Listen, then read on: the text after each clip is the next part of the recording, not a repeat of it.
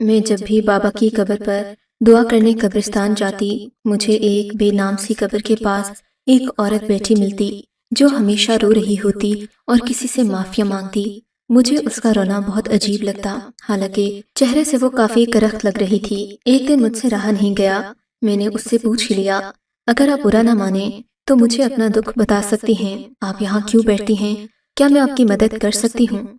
मेरी बात पर उसने आंखें उठाकर मुझे देखा। उसकी नजरों में बेपनाह गम और नदामत का एहसास था। मैंने देखा रो रो कर उसकी आंखें लाल हो चुकी थीं। तुम्हें क्या बताऊं बेटी, मैं बहुत बुरी हूँ। अगर तुम मेरी कहानी सुनना चाहती हो तो थोड़ी देर मेरे पास बैठ जाओ, मेरा भी दिल हल्का हो जाएगा। उस औरत के साथ कब्रिस्तान में बैठना मुझे अच्छा नहीं लग रहा था। मैंने उसे अपने घर चलने की दावत दी, जिसे उसने थोड़े तरद्दुद के बाद कबूल कर लिया। गम की मारी थी, शायद सहारा चाहती थी। घर लाकर मैंने उसे चाय पिलाई। फिर जब उसके हवास बहाल हुए तो उसने मुझे अपनी कहानी सुनाई। मेरा नाम आमना है। मैं एक ऐसे घराने में पैदा हुई जहाँ औरतों का नस्ल दर नस्ल पेशा यही था कि वो मर जाने वाली खवातीन को गुस्ल देती और उन्हें कफन वगैरह पहनाती। हमें गांव में तो कोई भी पसंद नहीं करता था, लेकिन शहर में हमारी अच्छी खासी कमाई हो जाती, क्योंकि यहाँ पर हर दूसरे दिन कोई न कोई औरत मर जाती और लोग हमें जानते पहचानते थे। इसीलिए हमें अपने घर ले जाते, 3-4 हज़ार रुपए हमारे हाथ पर रखते और हमें गुस्ल और कफन के इंतजामात थमा देते। हम लोगों को अब इस काम की आदत पड़ चुकी थी, इसलिए किसी किस्म का डर या कोई वहशत नहीं होती थी। एक दिन शाम के 4 बजे मैं अपने काम से फारिग होकर बैठी थी कि दरवाजे पर दस्तक हुई। मैंने दरवाजा खोला तो सामने एक 50 साला औरत थी, जिसका कद अच्छा खासा था और सेहत भी काबिले रश्क थी। कहने लगी, मुझे तुमसे कोई काम है, जल्दी मेरे घर चलो। मैं हैरान हुई कि इतनी उजलत में किसी को मुझसे क्या काम हो सकता है। मैंने चादर पहनी और उसके साथ चल पड़ी। वो बहुत उजलत में लग रही थी। एक बड़े से बंगले के सामने जाकर वो रुक गई। वो पैदल ही आई थी, हालांकि उसके घर के बाहर 2 गाड़ियां खड़ी थीं। मुझे इस बात पर सख्त हैरत हुई। वो मुझे बड़ी राजदारी से अंदर लेकर गई। बोली, देखो, आज दोपहर को ही मेरी बहू फौत हो गई है। मैं इसके माँ बाप को नहीं जानती। मेरा बेटा एक लावारिस लड़की को ब्याह कर ले आया था, तब उससे बहुत मोहब्बत भी करता था, मगर क्या करे, ये बेचारी तो अपनी औलाद की तकलीफ को सह नहीं सकी। ये हामला है, मगर इसकी जान तकलीफ से चली गई है।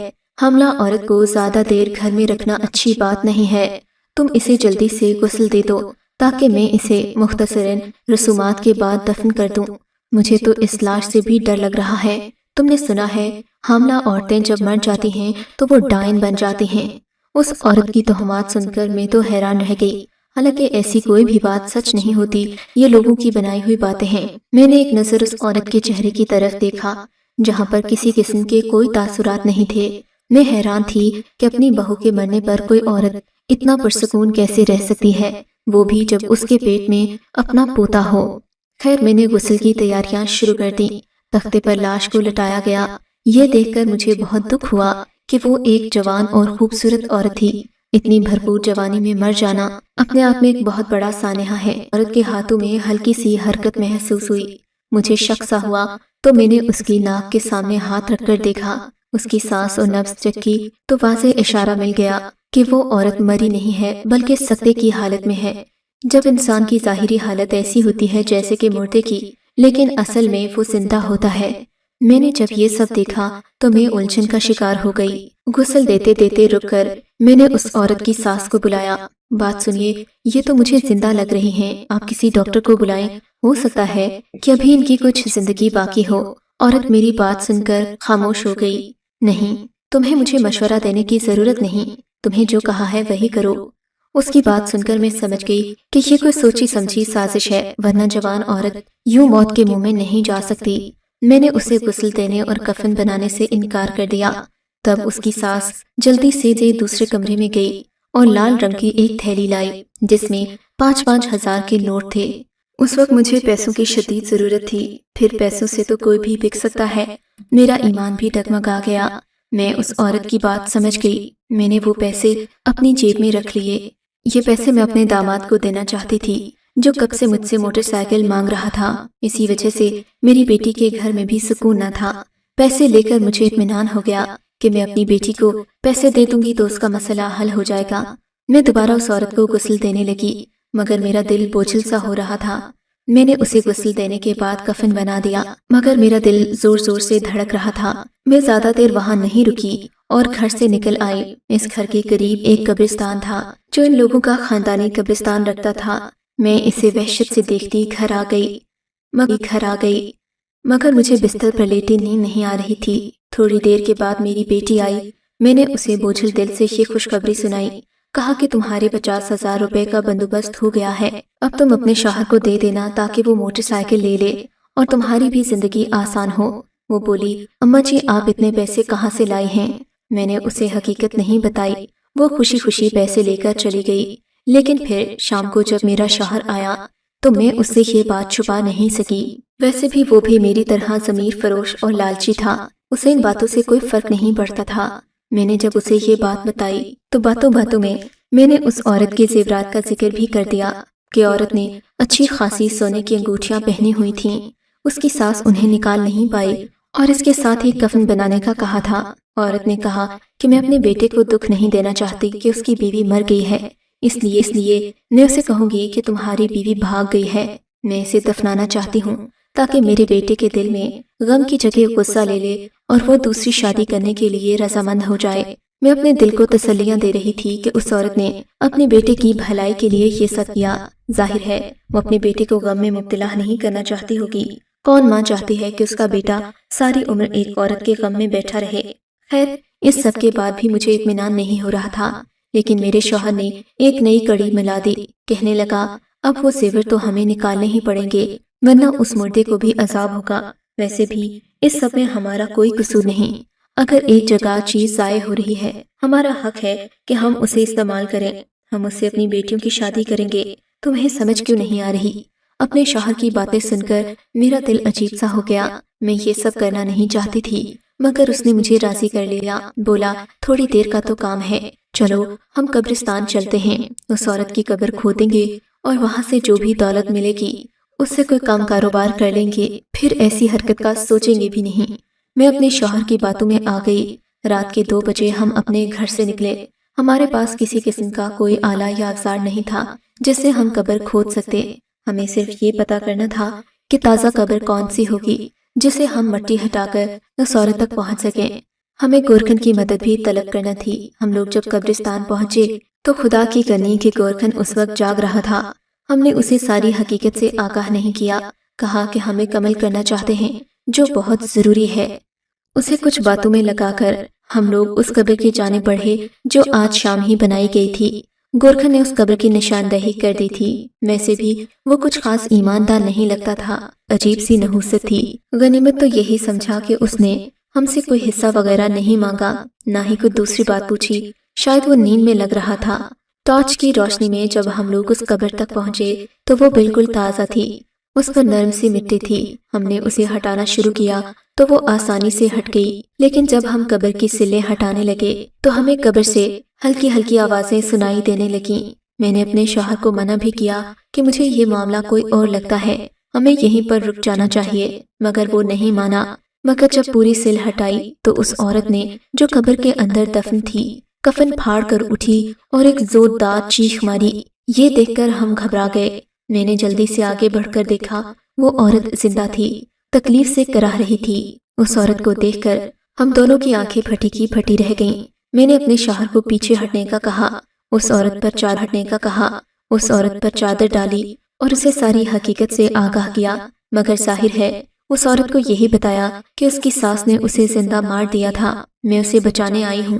वो लड़की ज़ारों कतार रोने लगी। बोली, खुदा के लिए मुझे घर ले चलो, मेरी सास ने तुमसे झूठ बोला है, मैं मरी नहीं थी। उसने तो मुझे एक दवा दी थी, कहा था कि इससे तुम्हें आराम आ जाएगा।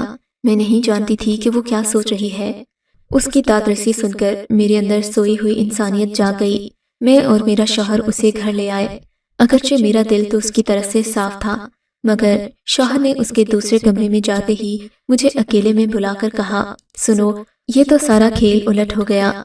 हम इस औरत से फायदा उठाने गए थे, मगर ये तो हमारे गले ही पड़ गई है। हाँ तो क्या हुआ, हमें भी थोड़ी इंसानियत दिखानी चाहिए। मैंने अपने शौहर को डांट दिया, मैं इस औरत की देखभाल करूंगी। मैं जानती हूँ انسانیت کیا چیز ہوتی ہے۔ میری بات پر وہ غصے ہو کر گھر سے چلا گیا۔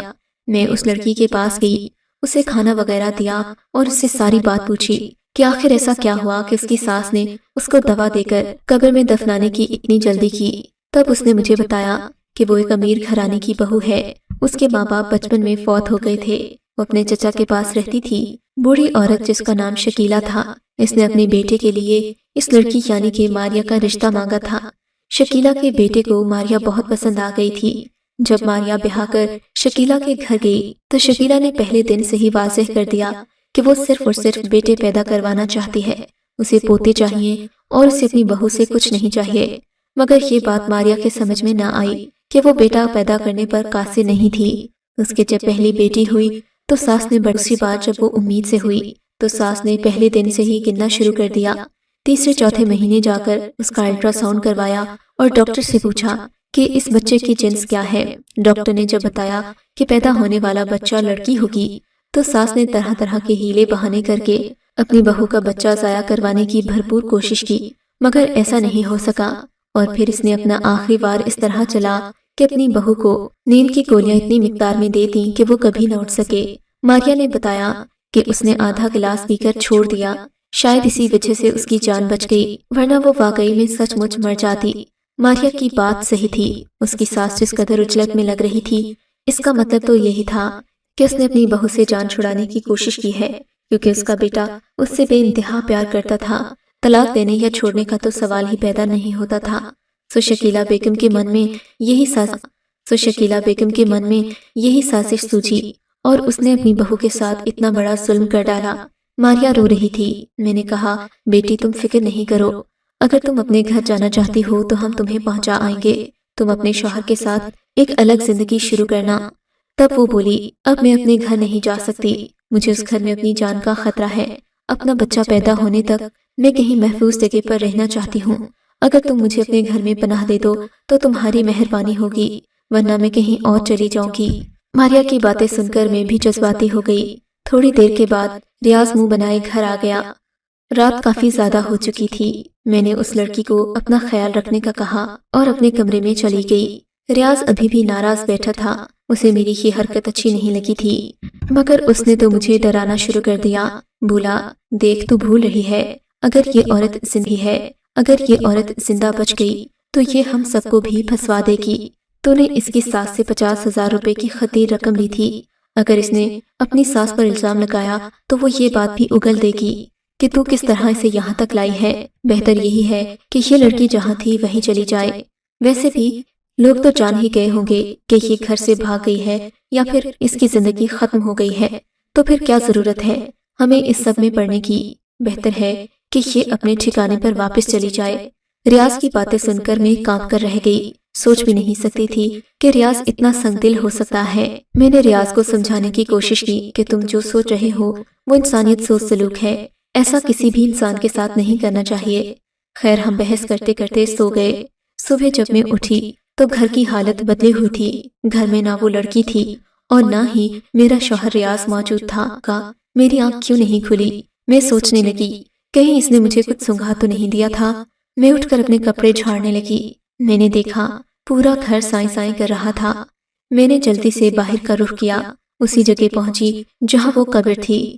جا کر دیکھا تو قبر جو کی تو موجود تھی، ریاض کا کچھ اتا پتا نہیں تھا۔ شام کو ریاض خود ہی گھر آ گیا۔ میں اس پر برس پڑی، ریاض تم نے یہ کیا کیا؟ وہ عورت کہاں گئی؟ تم نے اسے کہاں چھپایا ہے؟ مار تو نہیں دیا؟ نہیں، میں کیوں اسے ماروں گا؟ میں صبح تہجد کے وقت اٹھا تو وہ ٹھنڈی پڑی ہوئی تھی، اس کا جسم اکڑ رہا تھا۔ میں نے سوچا کہ اس سے پہلے ہم پر کوئی مصیبت آئے میں اس کی لاش کو ٹھکانے لگا آیا ہوں۔ تم سمجھتی کیوں نہیں ہو ایسی لاش کو گھر میں رکھنا کوئی عقل مندی کی بات نہیں ہوتی۔ ریاض کی باتیں سن کر میرا تو سر چکرا گیا۔ خدا جانے اس نے اس لڑکی کو کہاں پھینکا ہوگا۔ میں نے اس سے لاکھ پوچھنے کی کوشش کی، مگر اس نے مجھے کوئی جواب نہیں دیا۔ مایوس ہو کر میں بیٹھ گئی، اپنے اللہ سے معافی مانگنے لگی کہ مجھ سے غلطی ہو گئی۔ اب میں سوچ رہی تھی کہ اس غلطی کا ازالہ کیسے کروں، مگر اس کی نوبت نہیں آئی۔ مکافات عمل نے ہمیں ہمارے کیے کی سزا دے دی۔ شام کو میری بیٹی کے گھر سے خبر آئی کہ اس کا شوہر ایک کار ایکسیڈنٹ میں اپنی جان سے ہاتھ دھو بیٹھا ہے۔ میرا داماد منیر کرائے کی گاڑی چلاتا تھا۔ جس کی وجہ سے اس کی آمدنی آتی تھی، مگر وہ اپنی موٹر سائیکل یا کار لینا چاہتا تھا تاکہ وہ اپنی آمدن کو مستحکم کر سکے۔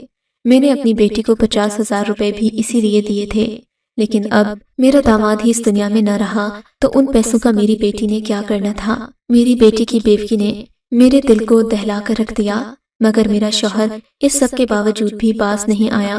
اسے تو گویا ایک مشغلہ مل گیا تھا لوگوں کی بنی بنائی دولت اپنے ہاتھوں سے لوٹنے کا۔ اسی وجہ سے میں نے اپنے شوہر کو چھوڑ دیا۔ میں اپنے اللہ کی راہ میں دن رات عبادت کرتی ہوں، اس سے معافی مانگتی ہوں کہ وہ میرے اس گناہ کو بخش دے، ورنہ میں جانتی ہوں قیامت کا عذاب بڑا سخت ہے۔ میں نے کئی عورتوں کو غسل دیے ہیں، کئی عورتوں کا کفن تیار کیا ہے۔ میں جانتی ہوں اور اللہ تعالیٰ کے عذاب سے ڈرتی بھی ہوں۔ خدا میرے اس گناہ کو معاف کر دے۔ اس قبر پر بیٹھ کر اس عورت سے معافی مانگتی ہوں، مگر میں نہیں جانتی میرا رب مجھے معاف کرے گا یا نہیں۔ اتنا کہہ کر وہ عورت خاموش ہو گئی۔ میں جانتی تھی کہ اس کا یہ ضمیر کا بوجھ کبھی ہلکا نہیں ہوگا، کیونکہ جو ظلم اس نے کیا تھا وہ قابل معافی نہیں تھا۔